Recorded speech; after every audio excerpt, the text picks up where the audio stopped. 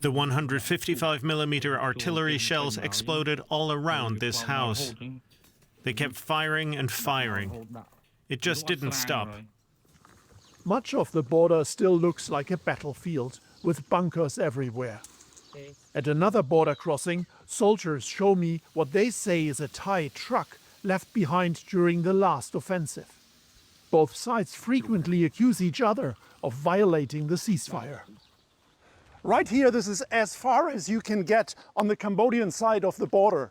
I was here in exactly the same location last year after the first round of fighting, and back then this Thai military post was 400 meters down the road. So that means since the second round of fighting in December last year, it has shifted.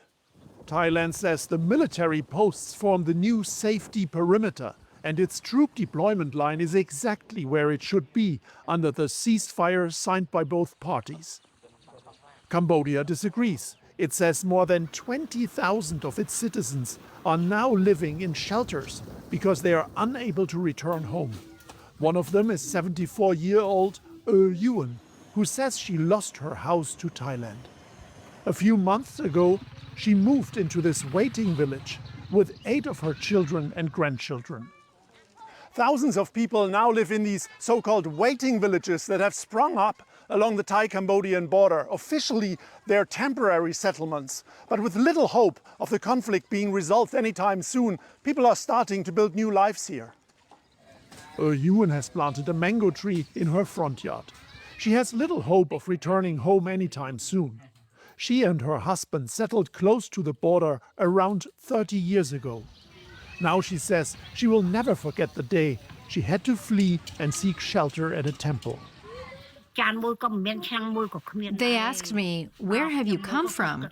Why don't you have a sleeping mat, a mosquito net, or a blanket?" I told them I couldn't bring anything. My husband and I only had about €1 with us. Then I sat down and started crying.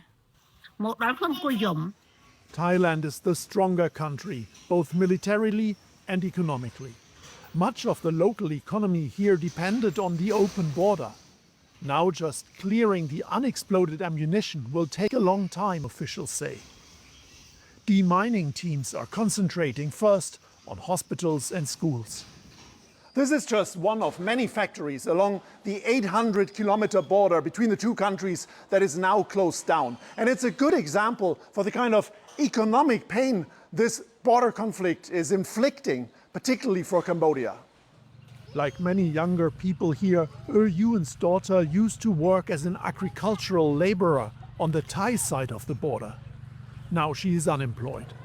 The waiting villages, each housing thousands of people, are safe. But they have been built in the middle of nowhere, far from jobs and basic infrastructure. I want our leaders to help me find work so I can earn some money and send my children to school. But I can't go anywhere. I just stay at home and look after my children. My parents are also getting very old. On our final day, we want to visit a key contested area, a remote temple deep in the mountains facing Thailand. But the soldiers are concerned that new fighting could break out at any moment, so we are stopped.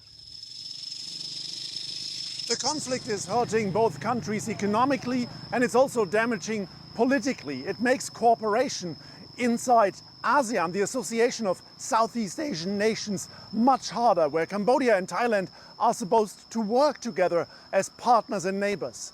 And until this conflict is resolved, it is the people here in the border region on both sides who will keep paying the highest price.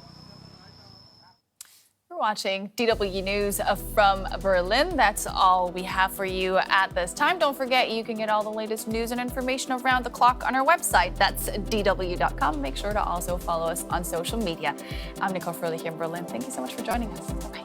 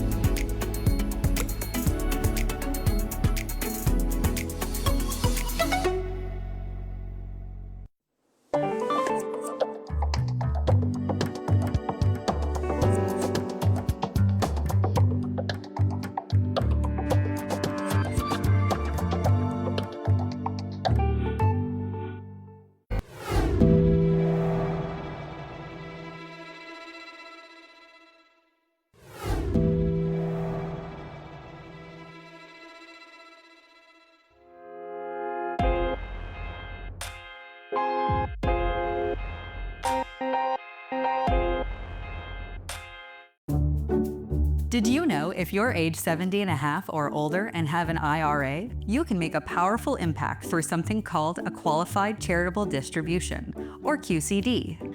Here's how it works. Between ages 70 and a half and 72, you're not yet required to take a minimum distribution, but you can begin making tax-savvy QCDs directly from your IRA to support charitable causes. Then, starting at age 73, when required minimum distributions, or RMDs, begin, you can help support the programs you love by directing that distribution straight to Ozarks Public Television, instead of taking it as taxable income. Your QCD counts toward your RMD, reducing your taxable income while supporting the mission you care about. To learn more, visit optv.org/IRA or call 417-836-3500.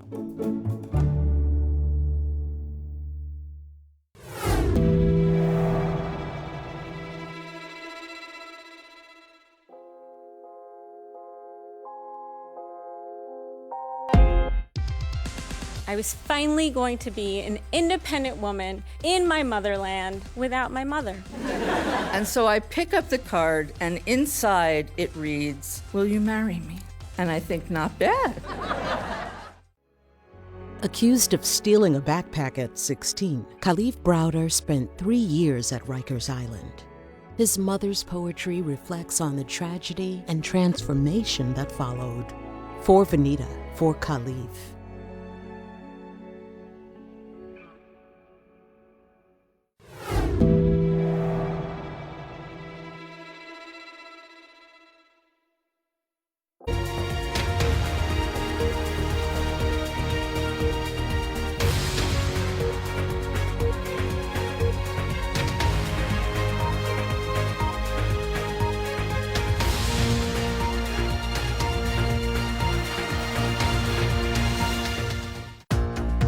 Funding for presentation of this program is provided by... It starts simply. A first meeting, a thoughtful question, a quiet moment of trust. From there, it grows into shared goals, honest conversations, and a plan shaped around your life's ambitions. The connection between you and your financial advisor is everything. By investing in it, Raymond James has built a firm where things that start simply have boundless potential. That's the power of personal.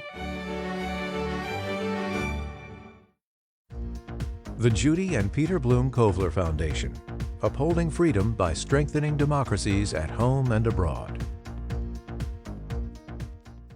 And now, BBC News.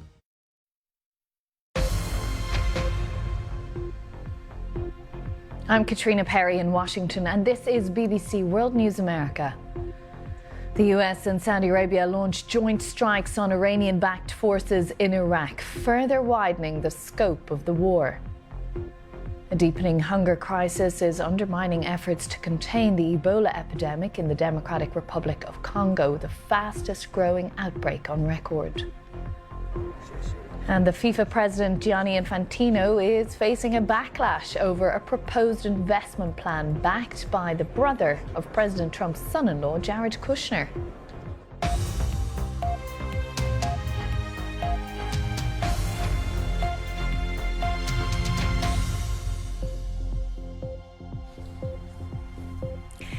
Hello, you're very welcome to the programme. Let's begin in the Middle East, where renewed strikes between the US and Iran are reigniting the war. The fighting interrupts a brief pause in hostilities that had been aimed at allowing peace talks to proceed. President Trump is now threatening to order heavier strikes on Tehran after the US military said Iran had launched a surprise attack against American bases in Jordan. This video, broadcast on Iranian state-affiliated TV, shows missiles being launched. The US military says they were all successfully intercepted. US Central Command later confirmed that the US military had engaged in joint